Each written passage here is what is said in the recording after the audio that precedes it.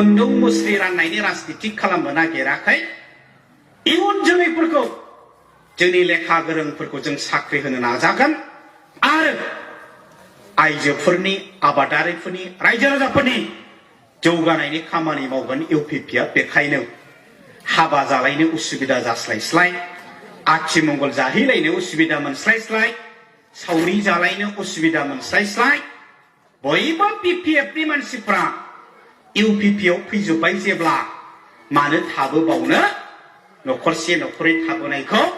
दिनै थांखि लानानै गाबोनफोर फैजोबनो थाखाय आं खावलायबाय इउपिपिनि दरजाया खुला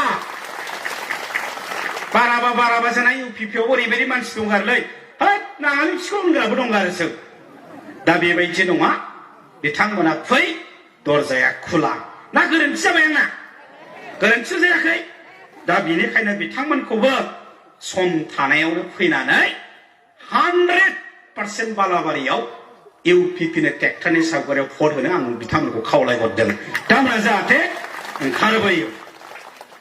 दा रायजोफोर पबित्रआथ' सिगाङावबो एमसिएलएमोन मोगथाङा इएम बै पबित्रआ सोरनि भटजों देरहायामोन बै मोगथाङा सोरनि भटजों देरहायामोन बर'नि भटजोंनो देरहादोंना देरहायाखै बर'नि भटजोंनो देरहादों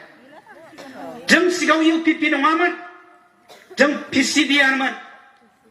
पिसिडिआरआ 7थाल' देरहादों नोंथांमोननि बाक्सायाव मोनसेल' देरहादों कक्लाबारिल' दा बे 7थाया सोरनि भटजों देरहायामोन बर'नि भटजोंनो देरहादोंमोन आरो सोरबायदि बर' आन्दलनाव ओंखारग्रा बर'फोर बे आन्दलनाव ओंखारग्रा बर'फोरनि भटजों देरहादोंमोन जोंना बिपिएफ खालामग्रा नांगोलाव भट होग्रा बर'फ्रा होबावाखैमोन दा नाथाय फेसबुकाव नायबानो नुखायो मबाइलाव नायबानो नुखायो सानफ्रोमबो बे बिपिएफआव खामानि मावग्रा बर'फ्रा नांगोलनो भट होग्रा बर'फ्रा सानफा एफा आर'नाइ गानै इउपिपिआव हाबफैदेरबाय दा रायजोफोर बर' मानसि आन्दलनखारिनो बा इउपिपिनो भट होग्राया दिनै बांदोंना बाङाखै होनबा बांबाय ने बर' मानसिफ्रा बांबाय मानोना बिपिएफनिफ्राय फैबाय आं दहाय जायखौ बुंलांबाय लिडारफ्रानो फैबाय दा होनबा बर' मानसिया इउपिपिनो भट होग्राया बांबाय दांमोननि गरेस्वर समस्थियावबो बांबाय बिपिएफनिफ्राय फैदेरबाय जोंखौ आन्दलन खालामग्रा होननानै बड'लेण्ड बिग्रा होननानै बिसोरजों एनडिपि दं होननानै अना बर' मानसिफ्रा जोंनो भट होआमोन आरो बेखायनो जों जेनोमोन जों देरहाफेराखैमोन जों खेबनै एमपिआव जेनबाय आन्दलनखारिफ्रा एमसिएलएआव खेबसे जेनबाय बिटिसि इलेक्सनाव एमएलएआव खेबसे जेनबाय जेननायानो जेननाय जों आन्दलन खालामग्राफ्रा मानो एनडिपि दं होननानै बड'लेण्ड बिग्रा होननानै बांगालाबो भट होआ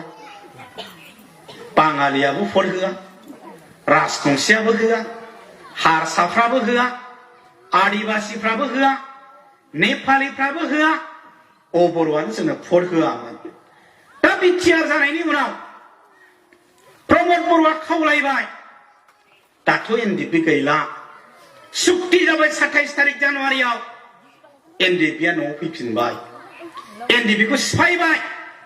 एनडिपिनि लिडारफ्रा इउपिपिआवसो हाबबाय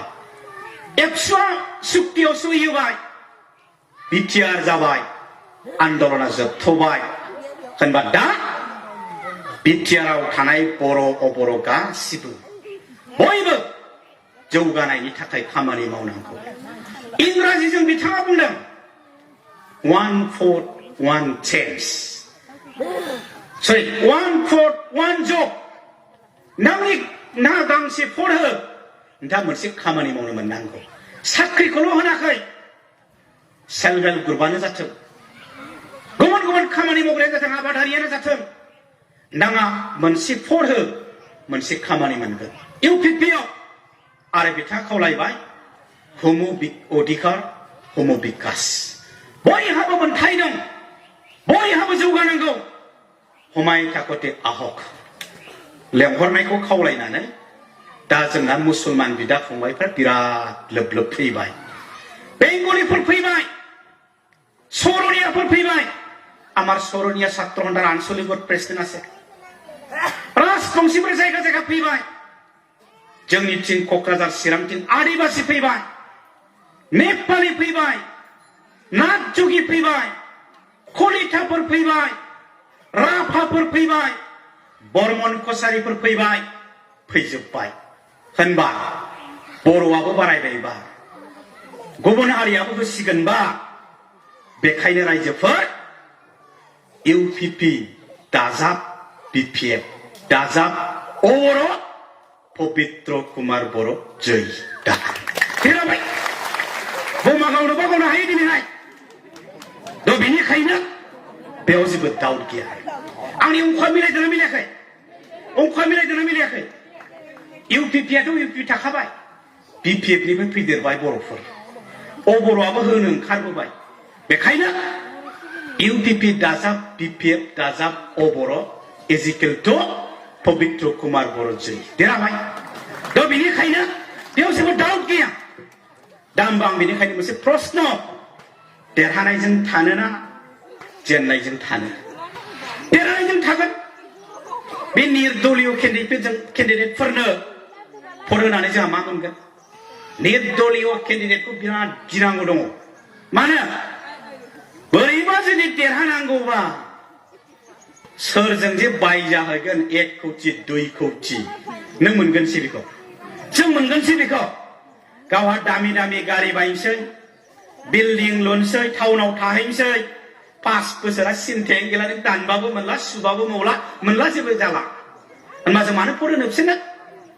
पिपिआइनि दंनो कंग्रेसनि दंनो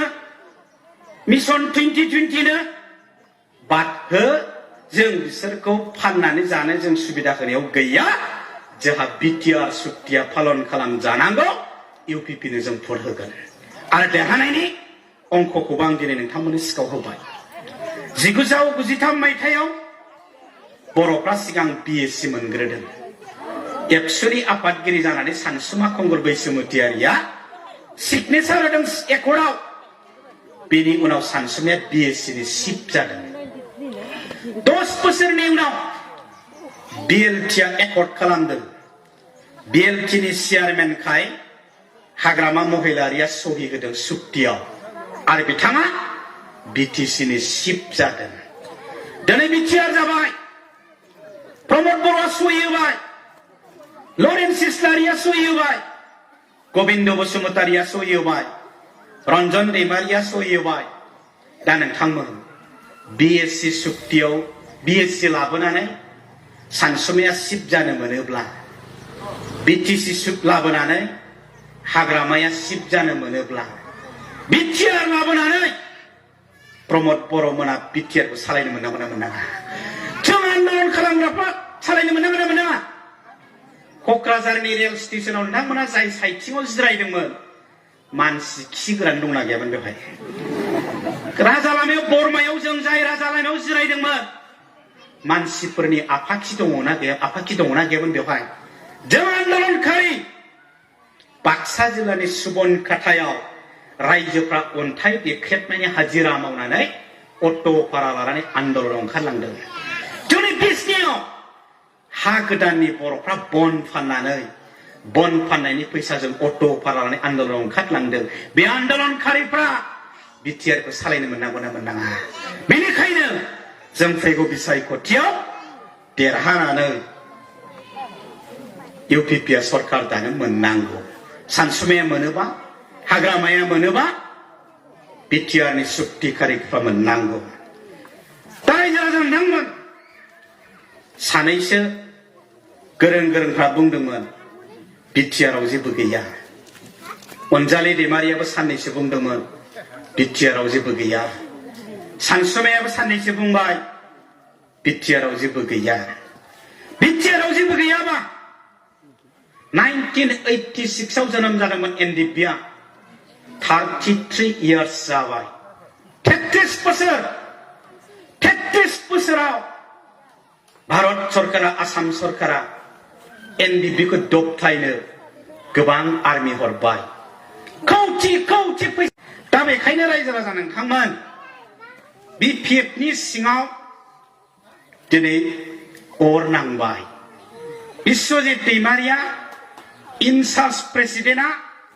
BPF खौ जोलाब लांनानै BJP आव आर'नाइ गानहैनो बावला द' बेनिखायनो BPF आव जेबो गैला BPF आ पामसार जानाय मारुति जाबाय रायजोफोर पामसार मारुतिया खारनो हायो ना हाया बियो गुग्रुबबाय गब्रायनानै थाबाय ओंखायनो BPF आ जोंनि फेक्टर नंला UPP नि थाखाय BPF खौ जों दा गिला